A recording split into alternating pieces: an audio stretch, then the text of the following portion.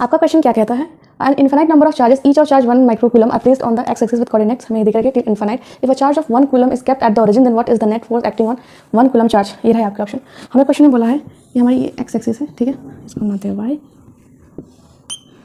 ये हमारी negative axis, ठीक है। यहाँ पे हमें बोला है कि 1 कूलम का जो चार्ज है वो हमारे ऑरिजिन पे प्लेस्ड है और 1 माइक्रोकूलम जो चार्जेस है वो हमारी x इक्वल्स टू 1 डिस्टेंस पे 1 माइक्रोकूलम, x इक्वल्स टू 2, फिर से अगेन 1 माइक्रो, चार्जेस सभी सेम इस डिस्टेंस पे प्रेजेंट है, x इज इक्वल्स टू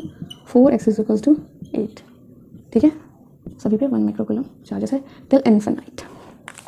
हमें देखे रखा है चार्जेस प्रेजेंट है, हमें पूछा है इस 1 कूलम पे इन चार्जेस की वजह से जो टिल इन्फिनाइट है उनकी वजह से नेट फोर्स इस पर कितनी आएगी। अब यहाँ पे क्वेश्चन में देखो ये हमें देखे रखा है ये 1 माइक्रोकूलम है, ये 1 कूलम है, ठीक है, लेकिन इन पे जो चार्जेस क्या है दोनों ही पॉजिटिव है, तो इसकी वजह से जो फोर्स आएगी इस पर किस डायरेक्शन में की, इस डायरेक्शन में, इससे फोर्स हमारी इस डायरेक्शन में आएगी, सिमिलरली इसकी वजह से फोर्स इस डायरेक्शन में आएगी।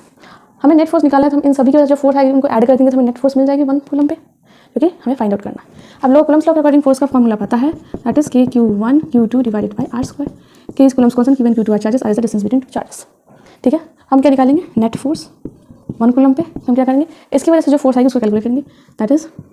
K की वैल्यू आप लोग को पता है परफेक्ट, दैट इज 9 × 10 की पावर 9, यहाँ पे चार्ज इस ये Q1 हमारा चार्ज है दैट इज 1, हम इसके लिए निकाल रहे हैं अभी force, that is micro coulomb में है, ये कूलम में है, तो 1 रहेगा तो इसको हम क्या करेंगे कूलम में कन्वर्ट करेंगे, 1 × 10 की power -6 divide by distance, distance क्या है 1, तो यहाँ पे करेंगे 1 का स्क्वायर। हम इस चार्ज की वजह से निकालेंगे जो डिस्टेंस 2 पे प्रेजेंट है, तो क्या आएगा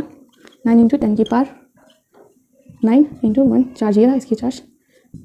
इंटू 1 × 10 की पावर -6 डिवाइडेड बाय डिस्टेंस क्या लिखेंगे 2 का स्क्वायर। सिमिलरली हमारा ये जो वैल्यू है ये वाली यहाँ पे के लिए सेम आएगी, सिमिलरली इसकी जो वैल्यू है इसके लिए सेम आएगी, यहाँ पे बस क्या आ जाएगा डिस्टेंस का स्क्वायर, ठीक है, सेम 9 × 10 की पावर 9 1 × 10 की पावर -6, ठीक है, and so on till infinity, हम सभी को ऐड करेंगे,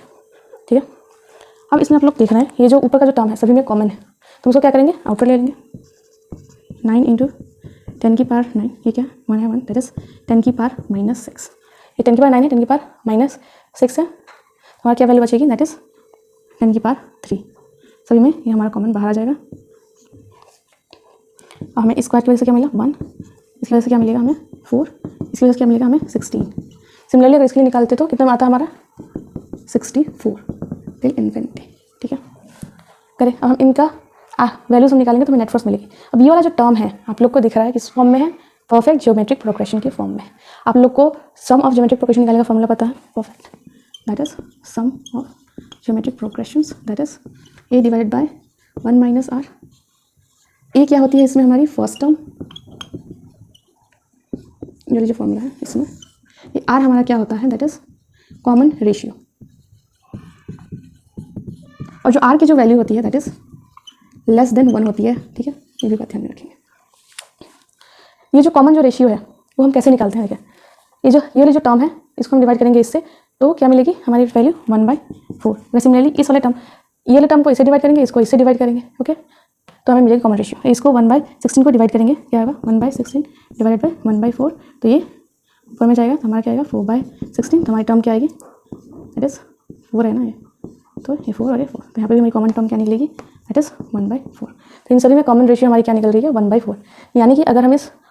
इसको हम 1/4 से इंटू करेंगे तो ये निकलेगा, इसको 1/4 से इंटू करेंगे तो हमारा आंसर ये आएगा, इसको 1/4 से इंटू करेंगे तो हमारा आंसर ये आएगा, ठीक है। अब इनको हम मल्टीप्लाई कर रहे हैं, दिख रहा है, इसलिए हमारे क्या है ज्योमेट्रिक प्रोग्रेशन है, तो इनको हम सम करेंगे तो हमारा आंसर मिलेगा। अब ये क्या है फर्स्ट टर्म हमारी कौन सी है ये वाली, ठीक है। अब हम इनको पुट करते हैं, तो 9 × 10 की पावर 3 हमारी फर्स्ट टर्म हमें मिल गई है दैट इज ये हमारी 1, देखो 1 डिवाइडेड बाय 1 नहीं आएगा, फिर 1 माइनस इसको हटाते हैं, हमारी कॉमन रेशियो क्या मिली थी इसका 1/4, सभी में 1/4 कैसे मिला, इस टर्म को हमने डिवाइड करेंगे इससे 1/4, 1/16 को डिवाइड करेंगे 1/4 से तो हमें 1/4 मिलेगा, 1/64 को डिवाइड करेंगे 1/16 से तो हमें क्या मिलेगा दैट इज 1/4। वही हमारी है क्या कॉमन रेशियो निकालने का हमने तरीका हमने बता दिया वही, तो यहाँ पे हमारी कॉमन रेशियो दैट इज 1/4। हम इसको सॉल्व करेंगे तो हमारी क्या मिल जाएगी नेट फोर्स ऑन 1 कूलम,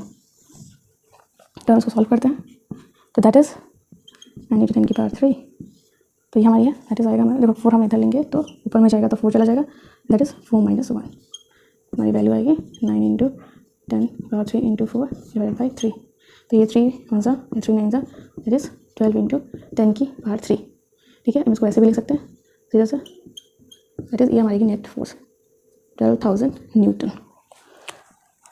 ये है हमारी आंसर नेट फोर्स। हमें मिल गई 1 कूलम पे। अब हम ऑप्शन देखेंगे, हम लोग का आंसर हो जाएगा बी।